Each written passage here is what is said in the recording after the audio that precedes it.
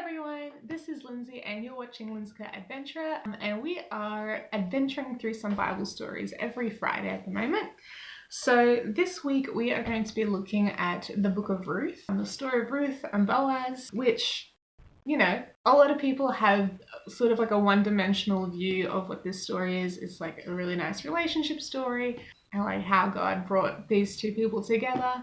And there is that, definitely there is that, but I think there's a little bit more to the story that we can unpack today. I think we're going to start in chapter 1. That's probably a good place to start. This is a very short book. If you haven't read it or read it recently, it's only 4 chapters long and it doesn't take more than 10-15 minutes to read through it, to be honest. A really important verse that we can start off on is chapter 1, verses 16 and 17.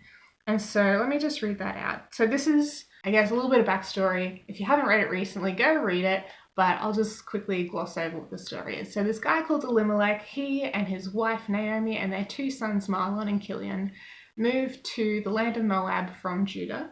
And so I'll try and put a map up in this side. So Moab was sort of on the southwest side of Israel. So there was Ammon and Moab, and then there was all of Israel here, and then like the whole Great Sea or the Mediterranean Sea on this side. When there was a great big famine in the land of Israel and Judah, there wasn't rain for a while, and this guy called Elimelech, he and his family, they up and left Bethlehem. They left their inheritance behind, and they moved to a different country to, I guess, start a new life over there and make their own way outside of the land of Israel. And when they do this, their sons marry 2 Moabite women, which if you read in, I guess, previous stories, especially during the Exodus from Egypt, Moabite women have not got a good reputation. They were the ones who seduced a lot of the men of Israel to worship their gods in a very pagan sort of way. And so one of the main things that was known for Moabite religion was all of, I guess, the ritual prostitution that would happen in the temples and the high places and under every spreading tree. And so Moabite women were known to be seductive and promiscuous and all of that kind of thing. And so for an Israelite to have his 2 sons marry Moabite women, I'm guessing he probably never thought he was going to go back to Israel, and as it turns out, he didn't. Neither did his sons. But his wife may have found that, in hindsight, maybe God had cursed her and her family for having moved to Moab, for going against the laws of God, because God did tell the Israelites, do not marry your sons to foreign women or your daughters to foreign men. Like, don't allow that into marriage, because of the whole spiritual implications that would bring, because of the whole degradation of God's way of doing things, God's religion that he implemented. And so for Naomi now to be a widow and for her sons to have been married to foreign women and now for them both to die, she may have seen this as a curse from God. And so now she has nothing to live for. She's got no family left and no reason to stay in the land of Moab, except for the fact that her husband and sons are buried there. And there was this idea of not leaving your dead behind, and so you kind of stay where your family is. But apart from that, she's got nothing left in Moab. So she decides one day, all right, I've heard through the grapevine that God has blessed Bethlehem and the land of Judah with rain, and there is now bread in the house of bread. That's what Bethlehem translates to, the house of bread. And so she's like, all right, girls, I'm moving back to Bethlehem. And the daughters-in-law are being, dutiful as best as they know how, both Orpah and Ruth. And they prepare to move to Judah with her. And at first, she doesn't really say anything about this. But as they start walking, she tells them, all right, no, there's really nothing for you with me. Like, there's this idea of levirate marriage. And so if a man and a woman get married and there are no children to carry on the name of the father or the husband, then if that man has a brother or an uncle or some close family relative, then that man would marry kind of the wife who's now the widow and try to raise up children to kind of like almost like a surrogacy situation where the wife would be bearing children for her first husband, but with the seed of this other guy who's a close family relative, like with the closest like DNA to match. And that first son would be the heir for the first husband, basically, to keep that inheritance, because they had this view of the afterlife, or the view of the dead, that it was all wrapped up in your name. Like if somebody said a deceased person's name, then just the act of saying that name, remembering that name, kind of kept that person alive in a way. And so we see this like in the genealogies.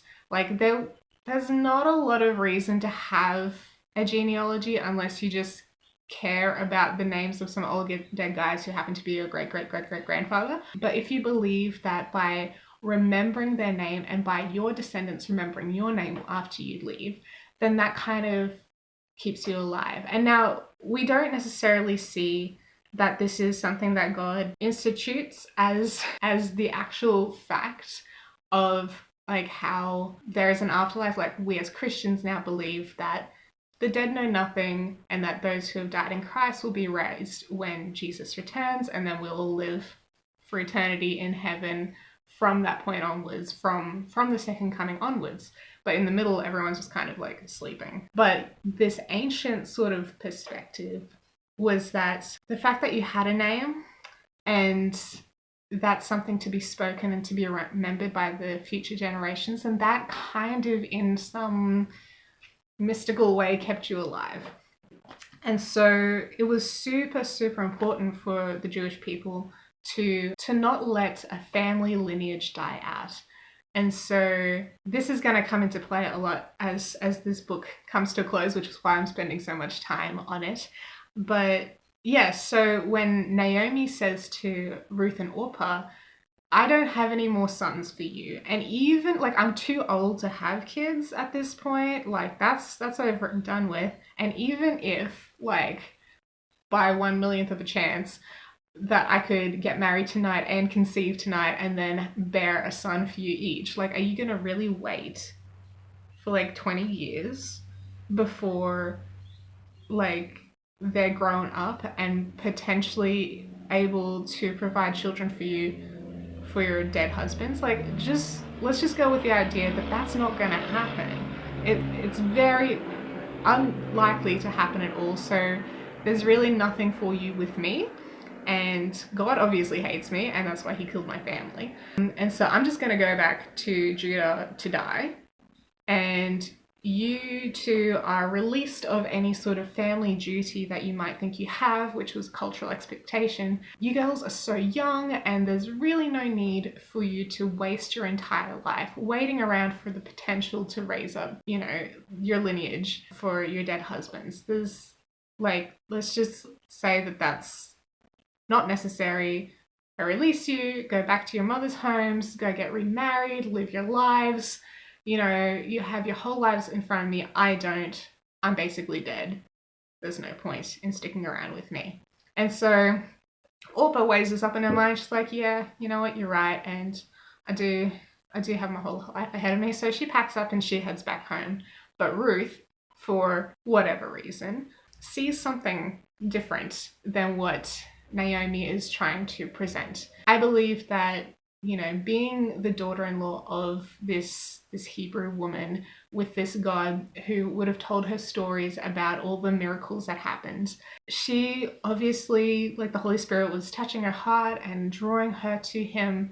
And God loves to bring the people outside of the covenant into the covenant. He loves, you know, Rahab, who was an actual prostitute from Jericho. When the walls fell down, she was saved, and she actually became one of the ancestors of Boaz. And so there's, you know, God bringing in all of these these women, all of these outcasts, all of these people from other nations who technically under the law shouldn't be a part of the family of God. But if you look closely at the Gospels, especially like the Gospel of Luke, it's all about God reaching out to the whole world.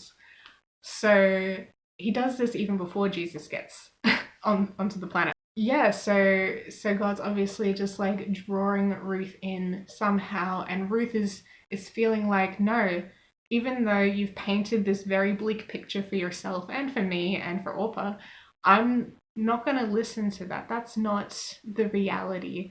And honestly, I don't care if you don't want me with you. But, and now this is where we pick it up in chapter 1, verse 16 and 17. I'll read it out. Ruth said, "Entreat me not to leave you or to turn back from following after you. Like, please don't persuade me to do this. For wherever you go, I will go. And wherever you lodge, I will lodge. Your people shall be my people, and your God my God. Where you die, I will die, and there will I be buried. The Lord do so to me, and more also, if anything but death parts you and me." And this last little passage, this last little half of verse 17 is kind of something I want to focus on, and it really shows you what is going on in that whole little statement that she made. So she says at the end, "The Lord do so to me, and more also, if anything but death parts you and me." Now that, if you don't know what's going on, that little statement at the end makes no sense. I'm like, why would she say a bunch of random words? And it can be very tricky to decipher unless you understand what's really going on. And so I think I mentioned in one of the previous videos about covenant relationships. And if I haven't, I will do a full in-depth exploration of what covenant is. But basically the whole Bible, everything is about this covenant relationship that God makes with us, and that he keeps it. He keeps his promises even though we suck and we do not uphold our side of the bargain. And so what is happening here is she's saying, "The Lord do to me and more also, if anything but death parts you and me." So the death part is what the Lord do so to me. So like basically she's saying, God can kill me if I do not uphold this promise that I'm making to you right now. In ancient times, they would make a covenant between business parties, between different kingdoms. It's kind of like an intense sort of marriage ritual. I don't actually know if they did it for actual marriages, because that was more of like a financial contract between two families, like an economic situation more than like a love relation. But in other sort of relationships, yeah, the two parties, whether they were Israelite or whether they were anyone from the ancient Near East, really, they would cut an animal in half, like Abraham did to the animals in Genesis 15, or they would use some representative of death. So they would get like a dagger and they would point it at each person as they were saying their side of the covenant, the verbal agreement. And basically they would always sign it off as the gods or God, or however they looked at it, whether it was multiple gods depending on their cultural background, their religion, or if it was just the one true God, can cut me in half, and here is this representation of death if I do not uphold this promise. And so promises and this word is your oath idea came through very, very strongly in those days. They wouldn't say something lightly, and certainly not if they tacked on, "The gods can kill me if I don't uphold it." And so what Ruth is doing here is she is making a one-sided covenant with Naomi. She's saying, don't try to persuade me to go back. I'm here with you. I will go wherever you go. I will die wherever you die, and God can kill me if I choose to do something else in the meantime. She is making this super clear, and it doesn't actually matter if Naomi responds to it or not, because in this sense, I love that God makes this one-sided covenant with us. If you look at the different covenants throughout the Bible that God has made with different people, there's covenant with Adam, there's covenant with Noah, there's covenant with David, there's all these different covenants that God makes. And occasionally he'll be like to the Israelites in the Exodus, he said to them, you know, if you do this, you will be blessed. You actually have something to do in the process. But there are other covenants where God just says, this is what I'm doing, and I'm going to do it, and you can trust me. And it honestly doesn't matter how bad you screw up in the meantime. Like, I'm not expecting anything really from you. This is what I'm choosing to do for my own purposes and to bless you because I love you. And so that's what Ruth is doing here. And it's kind of that reflection of God's love. And I love how Ruth is this Moabite, supposedly seductress from everyone else's outside perspective. And yet God is speaking through her his love for humanity to this woman who is so depressed and so without purpose and without a reason to live. And he's like, no, I'm giving you a reason to live. And Ruth is saying, no, I am going to be with you and we're going to get through this together and I'm never going to leave you. And I just love this parallelism that there's going on there. Yeah, that's honestly, it's the most beautiful part of this entire thing, even though there's like all the other cute stuff that happens down the track. Yeah, so now Ruth has made this commitment with her and Naomi just looks at her and doesn't say anything from that point on. It just says she doesn't say anything. Actually, in verse 18 in the New King James Version, it says, when Naomi saw that she was determined to go with her, she stopped speaking to her. Like, she was so done. She was like, tried to get rid of you and you're not leaving and now I'm giving you the silent treatment. So when God tries to love us sometimes, we don't like it for whatever reason. Well, we give him the silent treatment. So Naomi's name, you may or may not know this, Naomi's name means pleasant. And so when she left 10 years before, everyone was sad to see this pleasant woman leave. They had their whole lives ahead of them. They're going to this new land. It's so exciting. They're going to, you know, go to this place that isn't in drought. And yet when she comes back, Naomi, the whole city is excited to see her. And they're like, is that Naomi? Is that really her? And she's like, I am not Naomi. And they're like, oh, who's this imposter then? She's like, no. My name is Mara, which means bitter because God is bitter against me and he's like raised his fist against me and has like destroyed my family and I'm bitter now. Don't call me pleasant. That's not who or what I am. I am bitter. So the town is like, oh, okay. And so obviously this, I guess, very lovely woman has completely changed as she returns back to her homeland.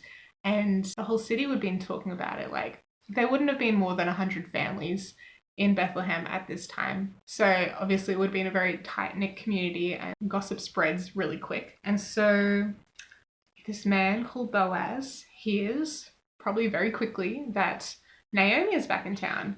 And he hears, and it is fully reported back to him, all of the things that Ruth is doing for her. Like Ruth, this daughter-in-law, this one sole relative, has come to be with her. And so from the way we can see this, he's a wealthy businessman and he knows how to look after himself and how to deal with his connections in, I guess, a very shrewd way. So he wouldn't want to attach himself or make any move lightly. He wouldn't want to be too quick to make a move because he would want to be wise to keep his wealth and keep his reputation intact. And now there's this Moabite, you know, seductress in town, and he's got to be very careful about this new person who's on the scene. And so I bet he would have made inquiries to see who's this new player on the scene, what's going on.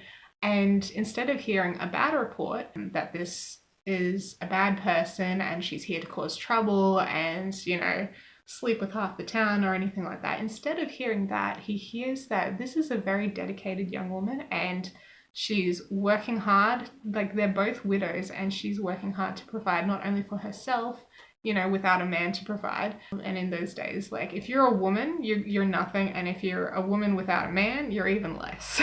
That's like the lowest rung of society. And so this young widow is with her, you know, old, frail, depressed widow mother-in-law, and she's there doing everything that she possibly can to provide for both of them and to show her love and try to bring her back to life.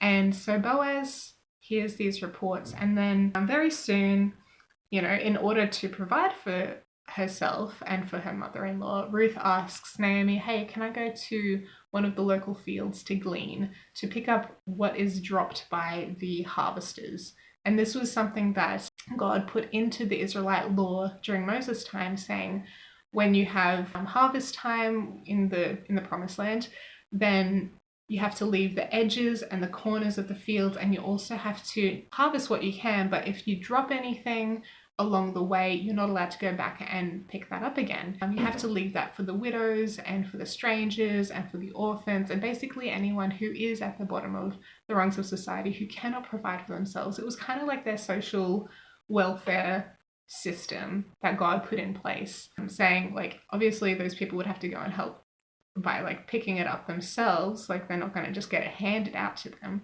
but there is this provision, there's all this abundance, and whatever is left over is not allowed to be reharvested, gone back over by the owners, but has to be left for those people who don't have their own fields for themselves. And so Ruth hears about this local law, and she says, hey, I'm going to go and try and do this so we have food to eat for dinner. And Naomi just goes, all right, go for it. Might as well, whatever. And so Ruth finds herself, as it so happened, by chance, whatever, in the field of Boaz. Lucky her, because he's a nice guy. And after a little while, Boaz turns up on the scene, and it says in chapter 2, verse 4, now behold, Boaz came from Bethlehem and said to the reapers, the Lord be with you. And they answered him, the Lord bless you. I like this. I imagine, you know how a lot of us Christians say in church, like the person up the front will be like, God is good, and everyone responds back all the time, and then he says all the time, and everyone responds back, God is good. It's like this call and response little thing that we do sometimes. And I can just imagine that this was kind of like a normal call and response that Boaz does with his servants, his workers, saying, the Lord be with you, and they answer, the Lord bless you. And it's just like this normal thing of blessing and saying to each other, you know, be blessed in various ways. And I can just imagine that this happens basically every day, or anytime that Boaz shows up on the scene, he calls out to his workers, you know, the Lord be with you, and they say, and the Lord bless you. And so Boaz is blessed, and his workers are blessed, and everyone's having a good time. This is a good field to work in. And so he rocks up, and then he's like, hold on a second, who's that girl over there? Who does she belong to? And the language that is actually used in the original language, the way that he says that is, who is that eligible young woman? Like, who is that good-looking woman? Who is this woman who is obviously of marriageable age and looks to be pretty unattached? So he noticed her just a little bit, you know? And obviously at this point he hasn't seen Ruth in person, but he's heard about her. And so I guess his servant who was in charge of the reapers, one of his top servants who was in charge of that field that day, he says, oh, this is Ruth, and she's been working hard actually really all day. She took a bit of a rest earlier, so maybe she's not used to this, but she's doing the best she can, and she's just gunning it. She's going as hard as she can. She's obviously on a mission. And so Boaz has heard back, you know, all the things that she's done for her mother-in-law, and he calls her over and starts to bless her, because he's just like a guy full of blessings, which is, you know, the kind of guy that you want. And he says, you know, he starts kind of babbling, actually. He says, just stick with these people and don't go anywhere else, and, you know, just stay here and you'll be looked after, and the guys won't harass you, and I've told them. And he just like starts saying whatever comes to mind. Yeah, basically he says, stick with these women and you'll be fine. Just follow them around and it'll be okay. And she falls on her face and says, why have I found favor in your eyes that you should take notice of me even though I'm a foreigner? Which, if you think about it, Boaz is kind of like a foreigner in of himself. Like his grandmother or whatever was Rahab, who was this prostitute from Jericho. So he's not even like fully Israelite himself. And so there wouldn't have been much of a racism issue for him personally, which is always nice. I found some kindred spirits there. Yeah, and then he says, that it's been all fully reported to me what you've been doing for your mother-in-law, and how you have left your home to come here to be so kind to your mother-in-law. And then at mealtime, he continues to bless her. He continues to show favor for her by giving her food with his own hand. And there's a lot culturally going on with this. But basically, if someone were to give you food at a mealtime with their own hand, especially someone from his station, like in society, to her. So he's like one of the wealthiest guys in town, if not the wealthiest. And he's giving this widow who's way at the bottom of the rungs of society food with his own hand, and they are kind of somewhat related, even though there is a closer relative. He's extending this food to her and including her in the family and saying, you know, you're included, you don't need to feel outcast, and whatever I have, basically you can come and ask for if you ever need anything. Like, don't feel like you are a stranger. You're part of the family. And so Ruth, of course, is doing the dutiful thing. She eats what she can, and Boaz keeps plying her with food the whole time, so that she doesn't go hungry, because obviously she didn't have much to start with when she arrived. And so she actually keeps some food behind, and when she goes back to Naomi later on with all of the stuff that she keeps picking up after that point, when Boaz says, says to his servants, make sure she has plenty, like keep dropping extra handfuls for her, like don't let her go back without, much at all. And so she comes home at the end of the day and is just abundantly blessed all of a sudden, and this guy's just like shown a lot of attention to her. So she comes back at the end of the day with heaps and heaps of grain that she can barely carry, and she also has like some of the parched grain left over, so she doesn't actually have to do extra cooking when she gets home, so she can give it straight to Naomi to eat. Even that in of itself is an extra blessing. Like, she's been working hard all day and now she's come home with all this stuff, but now she doesn't even have to cook for dinner, and she can just like fall into bed exhausted. And so because of all this blessing, Naomi's eyes kind of light up and she's like, oh my goodness, who did this? Like, which field did she go to? And of course, Boaz, as we find out later, he's a bit on the older side. He says, you're being extra kind to me because you didn't go after younger men. So he's clearly not a young man himself. So he and Naomi might even be around about the same age. So Boaz could possibly even be old enough to be Ruth's dad. Like, he does say daughter earlier in the story when they meet at the field. But so Naomi would have known Boaz pretty well from before she left town 10 years ago. And so she remembers that he's got really good character, and she's like, oh yeah, definitely stick with him. And she also is a woman. She's got this woman's intuition. She's like, he's taken notice of you. Okay, all right. And so she starts plotting. And so as the weeks go past and the barley harvest is wrapping up, Naomi's got this idea. And she probably remembers the story of Judah and Tamar, and she's like, all right, we're going to track this guy. We're going to get him to get you pregnant, and then we're going to be secure. We're going to have a male provider in the family. And so it's a little bit unorthodox. It doesn't seem very Christian at all, but this is what Naomi says to do. And because she is, I guess, the authority figure for Ruth, and Ruth has said, wherever you go, I will go, and like has fully pledged herself to her, she's put herself in this servanthood place to her mother-in-law. She fully submits to whatever Naomi says, even though in our kind of perspective we wouldn't go. That doesn't seem very kosher. Let's stay away from all appearance of evil. And so basically what happens next is Naomi says, all right, there's going to be a harvest festival happening, basically, and it's the end of the harvest and everyone's going to be having a good time, getting drunk, you know, enjoying themselves, actually just getting to enjoy the fruits of their labor. And so Boaz will be there. He's always there. That's what he does.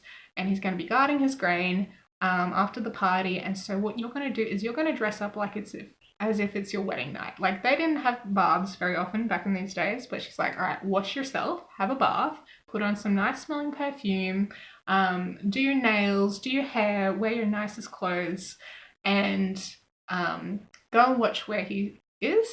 And after he goes to sleep, go and uncover his legs. I think it says feet in most translations, but I imagine this more as just legs in general. Yeah, it does say uncover his feet, but whether it's feet to wake him up from the cool of the evening, because, you know, if you're cold, you're probably going to wake up and check why you're cold, or it could be legs for a more exposing sort of reason. But she does what she's told.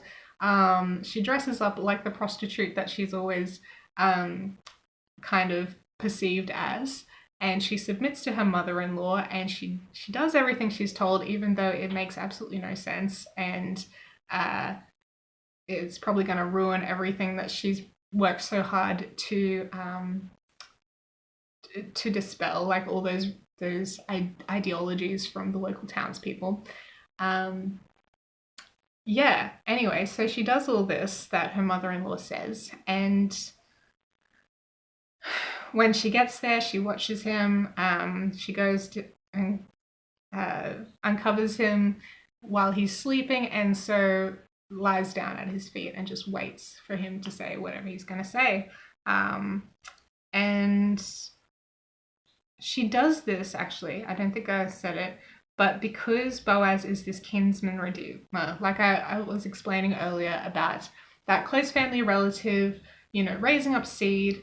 And so even though Naomi and Ruth are widows, they also don't have an income. Like, even though Naomi's husband Elimelech had property and land beforehand, it probably would have been leased out to people over the years for them to work on the land while they were out of town.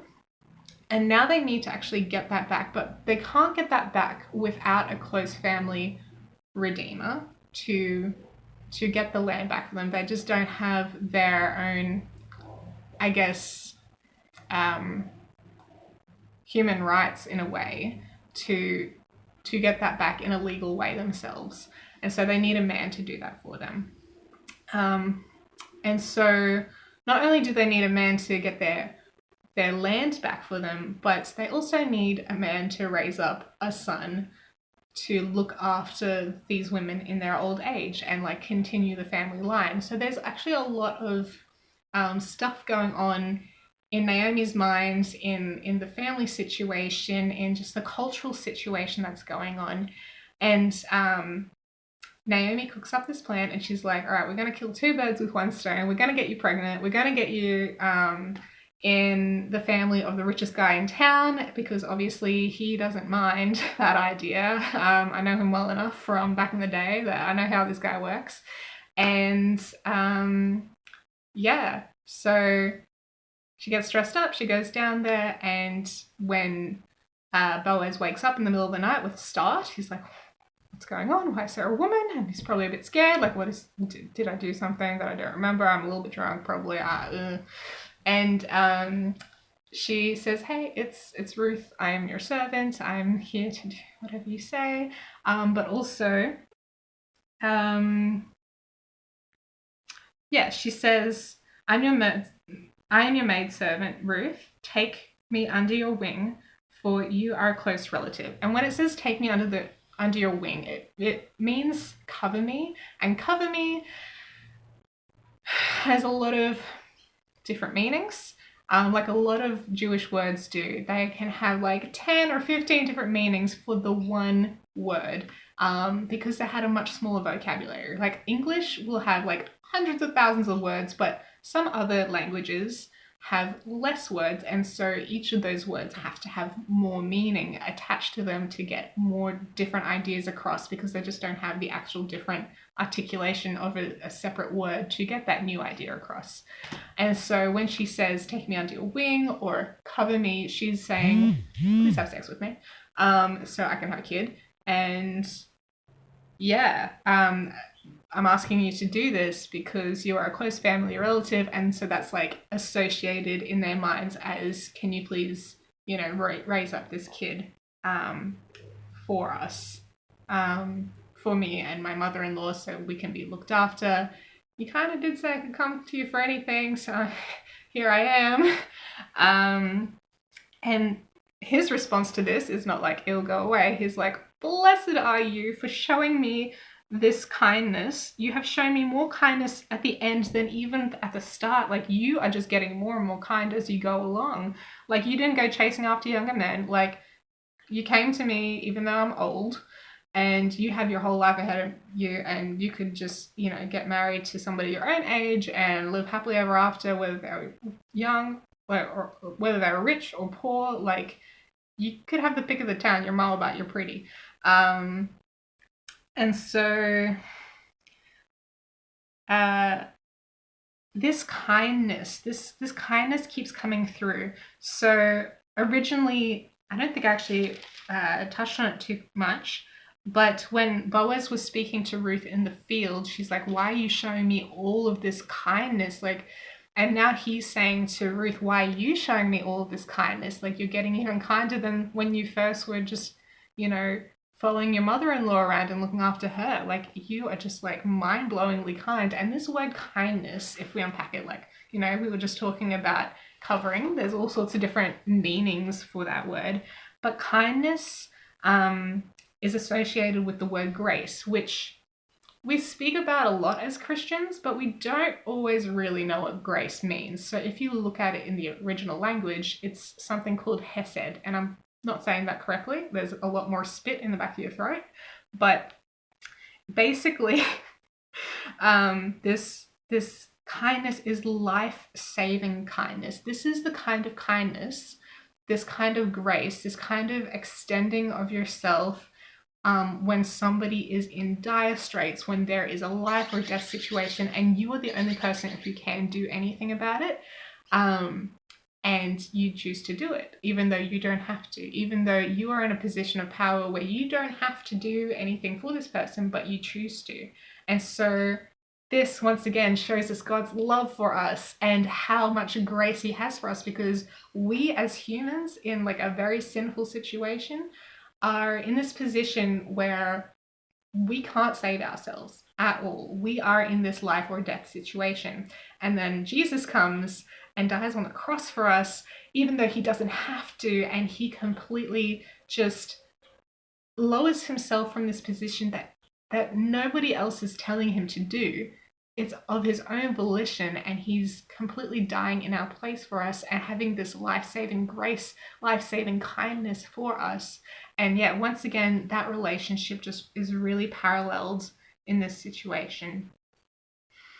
And it's really beautiful. Like, the book of Ruth and Boaz is not about how to get yourself a man by saying, please boy, marry me.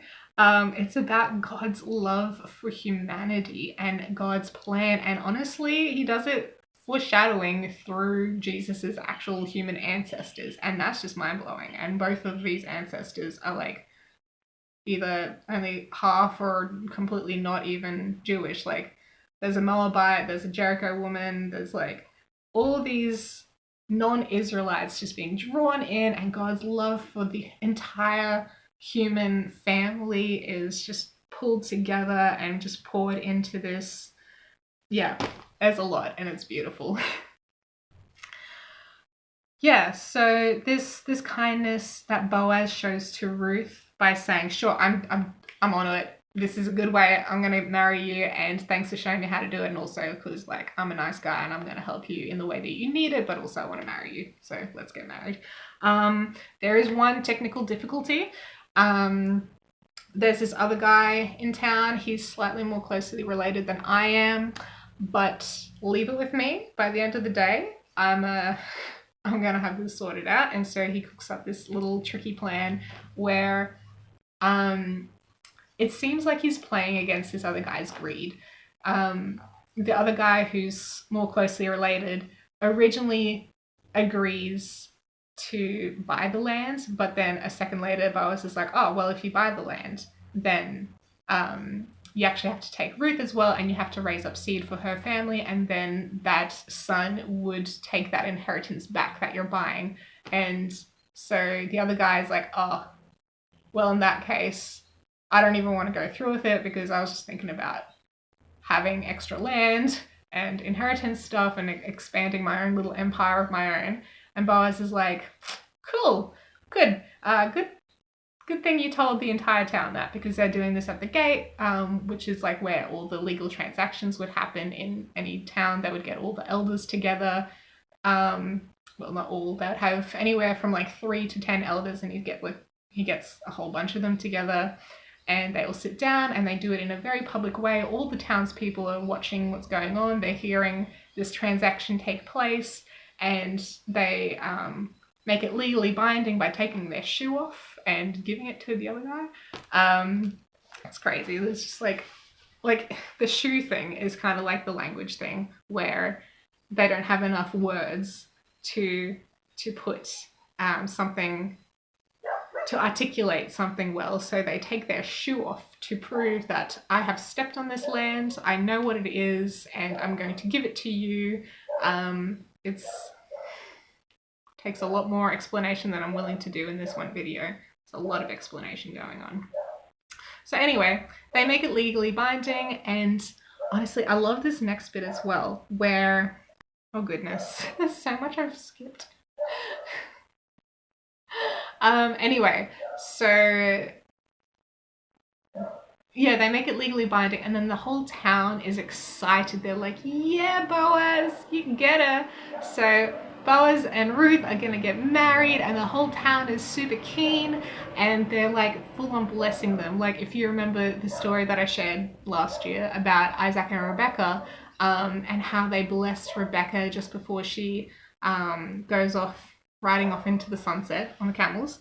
Her family bless her and say, you know, you'll be the mother of thousands and 10,000s, and there'll be victory and all this kind of stuff going on, which is actually basically the exact same blessing that was given to Sarah as well. So this is kind of like a generational blessing that comes through.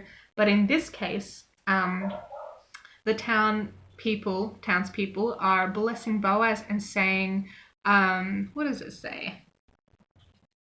And all the people, so this is chapter 4, verse 11, and it says, and all the people who are at the gate and the elders said, we are witnesses, the Lord make the woman who is coming to your house like Rachel and Leah, the two who built the house of Israel, and may you prosper in Ephrathah and be famous in Bethlehem. May your house be like the house of Perez, whom Tamar bore to Judah, because of the offspring which the Lord will give you from this young woman. And so that's a pretty nice blessing. I'll take that. And so they're talking about, you know, the women who built up the house of Israel, which is Rachel and Leah and Tamar as well. Tamar, who, if we think about it, did the tricky thing and, you know, tricked Judah into having kids for her for the exact same reason, you know. So it's actually really funny what's going on. There's a lot of like teasing, I guess, like, oh, we know how you guys got together. Yeah, and it's really funny what's going on here, but they're also just fully into it. The whole town is excited. They see that there's these two wonderful people who both have really good characters, who are just meant for each other, and they're like, yeah, this is a good match. How did this not happen any sooner? And they're just blessing them. And so I love how it starts off with Boaz being the guy who like blesses everyone when he walks in, and everyone always just like blesses him so much more abundantly in return and says, you're gonna have a good life, and we're here for it, and we're very excited for you. Yeah. And then the last little bit talks about how just talks about the descendants of Boaz and Ruth, and also their whole like lineage, and how from, you know, Israel, then there was Judah, and then all of Judah's kids and grandkids until it gets to Boaz, and then it's Boaz, Obed, Jesse, and David. And so this shows us the Davidic line. This shows us that Jesus does indeed come from this one, you know, thing. And honestly, if this relationship didn't happen, Boaz doesn't seem to have any other kids at the moment. He may have been married, he may have had kids before, but maybe his whole family died off, or maybe he just was an old bachelor or something. But if he didn't have kids, then he wouldn't have had his own line continue. And if he didn't have his own line continue, then Jesus wouldn't have been born, probably. Like, obviously God would have done something, but I think this whole story was that something. This whole, like, firstborn situation where the firstborn of each family has to have another firstborn who carries that covenant that was made in a previous time. And yeah, so Jesus comes through this line, and I just, honestly, this story is so wrapped up in Jesus and in God's love and God's intervention and just the way he loves on humanity. And he brings loving relationships together to accomplish his bigger plans. And yeah, that's really beautiful. I didn't think I was going to go in the direction of kingdom marriages for this one, but it looks like it does really fit. I know a lot of people talk about this, but honestly, yeah, God brought this together for his own purposes, for his ultimate purpose of having Jesus come into the world, but also just to reflect what that would look like down the track. And I think we can have relationships like that today where, like with the Ruth and Naomi situation at the start, where we can have people in our lives who completely reject us and want nothing to do with us, and we can just love them back so much more and just choose to keep loving them despite that rejection, and bring life to the situation because we have Christ living in us. And then we can have people who bless us, or we are that person who blesses. And like with Boaz blessing Ruth and marrying her and providing a child through her, that also blessed Naomi, and Naomi had this child to raise as well. Like her life came back to her because she had this son to nurse and raise up. And yeah, like the blessings aren't just confined to one place. They just keep expanding and keep going and going for generations. And honestly, they're impacting us now, like 4,000 years later. And that's really exciting. So be a blessing. Make sure, yeah, be blessed. Yeah. Anyway, thanks for listening. One more week. Thanks for listening one more time. I'll be back again next week with another story. Yeah, I'll see you then. All right. Thanks for hanging out. Love you guys. Bye.